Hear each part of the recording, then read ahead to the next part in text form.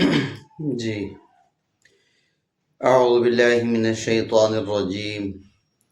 بسم اللہ الرحمن الرحیم،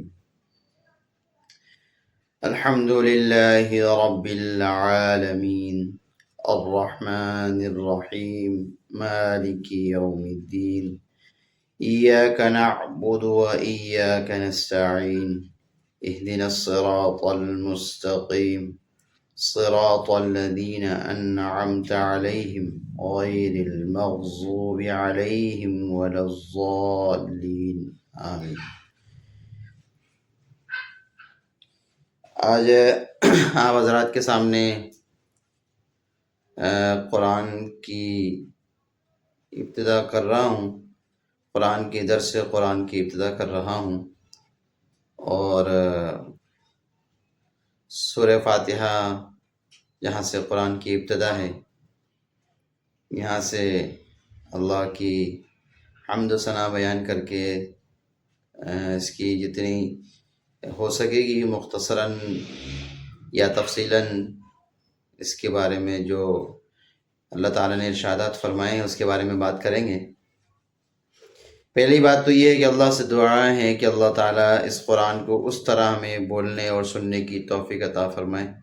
جس سے ہماری زندگی میں دین آ جائے، اور جس سے ہماری زندگیاں تبدیل ہو جائے، اور جس سے اللہ کی محبت اور آخرت کی فکر اور دنیا سے بے رغبتی، اور جس چیز کی طرف ہمیں جستجو کرنی چاہیے اور جس چیز کے لیے ہمیں زیادہ محنت کرنی چاہیے، اس کی طرف اللہ ہمیں توفیق عطا فرمائے۔ تو یہ سورہ فاتحہ ہے، بسم اللہ سے اس کی ابتدا ہے، اعوذ باللہ۔ تو خیر سورہ فاتحہ میں جب ہم شروع کرتے ہیں تو قرآن کی ابتدا بسم اللہ سے ہی ہے، تو بسم اللہ الرحمن الرحیم، جس کا ترجمہ ہے شروع کرتا ہوں اللہ کے نام سے جو بڑا مہربان اور نہایت رحم والا ہے۔ یہاں بسم اللہ سے شروع کیا، جس میں مطلب یہ ہے کہ بسم اللہ با کے ساتھ شروع کیا، با کہتے الصاق، یعنی تمام چیزوں کو چھوڑ کر اللہ کی طرف جستجو کرنا، اللہ کے نام سے شروع کرنا، اور ہر کام کی ابتدا جو ہے اللہ کے نام سے ہی کیا جائے، تو اس میں بڑی برکت ہے۔ ہمیں چاہیے کہ ہم ہر چیز کی ابتدا جب کریں، شروع کریں، تو بسم اللہ الرحمن الرحیم پڑھیں۔ اگر یہ پورا بسم اللہ نہیں پڑھ سکتے، صرف بسم اللہ پڑھ لے، تو انشاءاللہ جس کام کی ابتدا کریں گے اس میں اللہ تعالیٰ کی مدد شامل حال ہوگی، اور اس میں رحمت بھی ہوگی، برکت بھی ہوگی، اور جو ہے بہت ساری چیزیں جس کی انسان کو ضرورت ہے، اور جس کام کے لیے انسان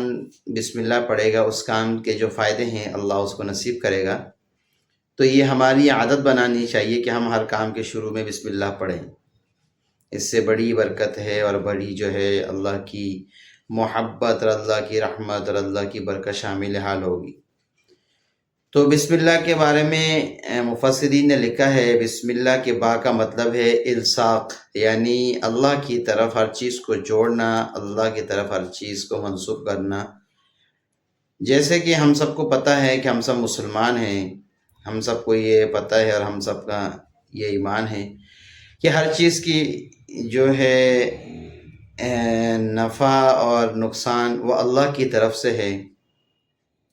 کیونکہ اللہ ہی خالق ہے، اللہ ہی مالک ہے، رزق دینے والا بھی اللہ ہے، عبادت بھی ہم اللہ کی کرتے ہیں، ہماری پیدائش بھی اللہ نے کی ہے، ہمارا خالق بھی اللہ ہے، اللہ نے ہی ہمیں پیدا کیا ہے، وہی ہمارا خالق ہے، مالک ہے۔ تو ہر انسان کی جو نظر ہے وہ اللہ کی طرف ہے، اللہ کی طرف ہی اس کو جستجو کرنا ہے، اور اللہ سے ہی مدد مانگنی ہے، اور اللہ کی ہی عبادت کرنی ہے، اور ہر چیز کی نسبت اللہ کی طرف ہی کی جاتی ہے۔ یہ بسم اللہ کا خلاصہ ہے، بسم اللہ کے با کا خلاصہ، شروع کرتا ہوں اللہ کے نام سے جو بڑا مہربان اور نہایت رحم والا ہے۔ اب اللہ اسم اعظم ہے، یہ اللہ تعالیٰ کا، مفسرین کہتے ہیں کہ اللہ تعالیٰ کا ذاتی نام ہے۔ رحمان اور رحیم یہ اس کے صفات ہیں۔ اور رحمان اور رحیم کے بارے میں، جیسے اسم اعظم کے بارے میں کہتے ہیں کہ اسم اعظم مفسرین نے لکھا ہے ان 3 ناموں میں سے کوئی ایک ہے، کوئی کہتے ہیں اللہ ہے، کوئی کہتے ہیں رحمان ہے، کوئی کہتا ہے رحیم ہے۔ تو یہ 3 ناموں میں سے کوئی ایک نام ہے جس میں جو ہے اسم اعظم ہے، جیسے کہ سلیمان علیہ السلام کے بارے میں یہ قصہ آتا ہے کہ جب ان سے ملک سبا کے بارے میں انہوں نے کہا کہ کون ہے جو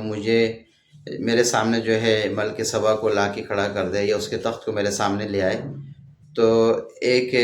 جن نے کہا، جس کو دیو بھی بولتے ہیں، اس نے کہا کہ آپ حکم دے کہ آپ کی آنکھیں بند ہونے سے، یعنی پلک جھپک میں اس کو آپ کے سامنے لے آؤں گا۔ تو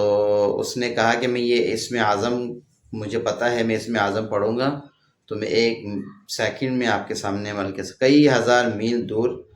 اس کے جو ہے تخت کو سلیمان علیہ السلام کے سامنے لے آیا 1 سیکنڈ میں۔ تو یہ اسم اعظم کی طاقت اور اس کی فضیلت ہے۔ تو اسم اعظم کہتے ہیں کہ یا تو اللہ کا نام جو ہے وہ ہے، یا رحمان ہے یا رحیم، ان تینوں میں سے کوئی ایک ہے۔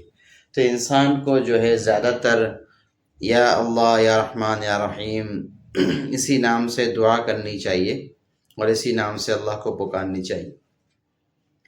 رحمان اس کے اندر رحمت عامہ ہے اور رحیم اس کے اندر رحمت خاصہ ہے، یعنی رحمان اس کے اندر خلقیت اور تجدید پائی جاتی ہے۔ ہم سب اللہ نے ہم سب کو پیدا کیا ہے، زمین کو بنایا ہے، آسمان کو بنایا ہے،